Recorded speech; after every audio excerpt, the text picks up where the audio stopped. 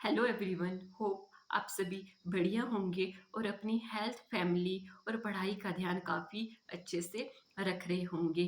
तो आज हम बात करते हैं एनटीए यूजीसी नेट एग्ज़ाम की।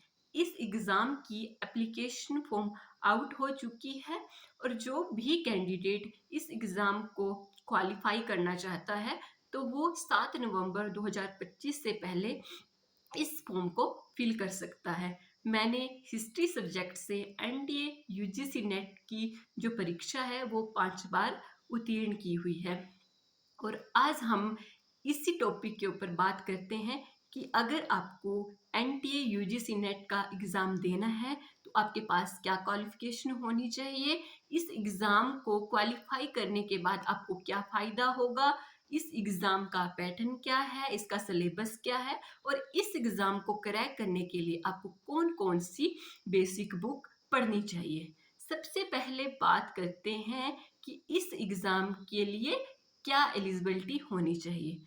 अगर आपने किसी भी यूनिवर्सिटी से और किसी भी सब्जेक्ट से अपनी मास्टर डिग्री की हुई है और आपके 55% नंबर हैं तो आप इस एग्जामिनेशन फॉर्म को फिल कर सकते हैं। अगर आपके पास कोई भी कैटेगरी है, एससी, एसटी, ओबीसी या अदर, तो इसके लिए आपको 50% क्राइटेरिया रखा गया है। उसके बाद इस एग्ज़ाम के पैटर्न की बात करते हैं। ये एग्ज़ाम साल में 2 बार होता है, एक जून में और दूसरा दिसंबर में। ये जो एग्ज़ाम है ये 2 पार्ट में होता है, एक पेपर 1, दूसरा पेपर 2 जो आपका अपना मास्टर का सब्जेक्ट होता है वो वाला। जो पेपर 1 होता है वो जनरल स्टडी का होता है जिसमें 10 यूनिट होती हैं और इसमें 50 क्वेश्चन पूछे जाते हैं। एक क्वेश्चन 2 नंबर का होता है तो 50 क्वेश्चन आपके 100 नंबर के हो गए। दूसरा जो आपका पेपर होता है, जो आपका अपना सब्जेक्टिव पेपर होता है, उसमें 100 क्वेश्चन पूछा जाता है। एक क्वेश्चन 2 नंबर का होता है तो टोटल हो गए 200 नंबर। अब इन पेपर 1 के 100 नंबर और पेपर 2 के 200 नंबर, इन दोनों को मिलाकर 300 नंबर से आपकी एक मेरिट बनती है। उसी हिसाब से अगर आपके सब्जेक्ट में जितने भी टॉप के स्टूडेंट जब रिजल्ट निकाला जाता है तो टॉप के 6% बच्चे होते हैं उनको नेट मिलता है और उसी के अंदर जो 1% स्टूडेंट होते हैं उनको मिलता है जेआरएफ। अब मेरा जो सब्जेक्ट है वो है हिस्ट्री, तो अब हम बात करते हैं हिस्ट्री सिलेबस के ऊपर। जो हिस्ट्री है उसको 4 पार्ट में डिवाइड किया गया है, ancient history, medieval history, modern history और हिस्टोरियोग्राफी।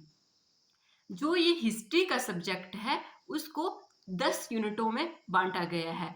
जो आपकी 3 यूनिट हैं पहले की वो आती हैं आपकी एंशंट हिस्ट्री से, प्राचीन भारत से। जो आपकी 4th, 5th और 6th यूनिट हैं वो आती हैं आपकी मिडिएवल हिस्ट्री के लिए। और 7th, 8th और जो 9 यूनिट है वो आती हैं आपकी मॉडर्न हिस्ट्री के लिए। और जो लास्ट यूनिट बची है आपकी 10th यूनिट, वो आती है हिस्टोरियोग्राफी के लिए, इतिहास लेखन और दर्शन के लिए। अब बात करते हैं कि इन जो अलग अलग थीम हैं इनके लिए हमें कौन कौन सी बेसिक बुक है जो आपको पढ़नी चाहिए। सबसे पहले बात करते हैं एंशंट हिस्ट्री के लिए। मैं 3 से 4 बुक्स बताऊंगी, उसमें से आपको जो भी सही लगती है, जो भी बुक आपको पढ़ने में आसान रहती है या आपको जो भी सही लगती है आप उसमें से एक बुक ले सकते हैं। 4 यूनिट बता रही हूँ तो 4 यूनिटों के लिए आपको 4 बुक्स पढ़ना बहुत ज़रूरी है। तो सबसे पहले बात करते हैं एंशंट हिस्ट्री की। एंशंट हिस्ट्री के लिए सबसे पहली और बेसिक बुक है प्राचीन भारत का इतिहास और संस्कृति। ये बुक है केसी श्रीवास्तव की। हिंदी मीडियम के स्टूडेंट के लिए ये बुक बहुत ही इम्पोर्टेंट और ऑथेंटिक बुक है। दूसरी बुक आती है उपेंद्र सिंह की, ठीक है, एंशंट हिस्ट्री के लिए इनकी है। ये इंग्लिश मीडियम के स्टूडेंट के लिए बहुत ही अच्छी बुक है। तीसरी बुक की बात करते हैं एस के पांडे की, जो प्राचीन भारत है, वो बुक भी बहुत ही अच्छी है। ये मैं 3 से 4 बुक बता रही हूँ, इसमें से आपने कोई भी एक बुक पढ़नी है। उसके बाद बात करते हैं मिडिएवल हिस्ट्री के लिए। इसके लिए सबसे पहली बुक है सतीश चंद्रा की मध्यकालीन भारत। ये 2 वॉल्यूम में बुक आती है। ये भी जो पढ़ने के लिए बहुत ही ईज़ी है, ईज़ी टू अंडरस्टैंड है और ऑथेंटिक भी है। उसके बाद दूसरी बुक आती है तराइन से पानीपत। ये आपकी आती है पप्पू सिंह प्रजापति की बुक। ये भी बहुत ही अच्छी बुक है। उसके बाद तीसरी बुक आती है मध्यकालीन भारत सौरभ चौबे की। ये भी बहुत ही अच्छी बुक है। इसके साथ-साथ आप क्या बोलते मॉडर्न की बात करें तो मॉडर्न के लिए सबसे पहली बुक है जो बिपिन चंद्रा की, ठीक है? विपिन चंद्रा की बुक है मॉडर्न हिस्ट्री के लिए, वो भी बहुत अच्छी बुक है। उसके साथ-साथ एक बुक स्पेक्ट्रम की आती है, वो भी अच्छी बुक है। एक आती है प्लासी से पार्टीशन, ये आती है शेखर बंदोपाध्याय की। ये भी काफ़ी अच्छी बुक है और बहुत बड़ी सारे स्टूडेंट इसको लाइक करते हैं। उसके बाद बात करते हैं एस के पांडे। जो ये एस के पांडे की बुक है वो तीनों पार्ट के लिए आती है, एंशिएंट के लिए भी, मिडिएवल के लिए भी और मॉडर्न के लिए भी। तो आप तीनों के लिए भी इस बुक को पढ़ सकते हैं और अपनी मर्ज़ी है आपको मॉडर्न के लिए पढ़नी है या एंशिएंट के लिए पढ़नी है या मिडिएवल के लिए पढ़नी है, आप जैसे भी करना चाहें कर सकते हैं। उसके बाद बात करते हैं हिस्टोरियोग्राफी की। हिस्टोरियोग्राफी के लिए एक बुक आती है रिसर्च मेथोडोलॉजी की।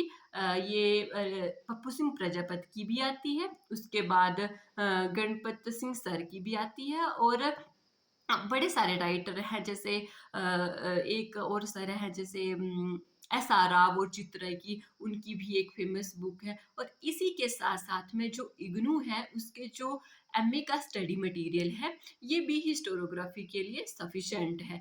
इसी के साथ-साथ में बहुत सारे वस्तुनिष्ठ एमसीक्यू के बुक्स भी आती हैं, आप उनको भी पढ़ सकते हैं।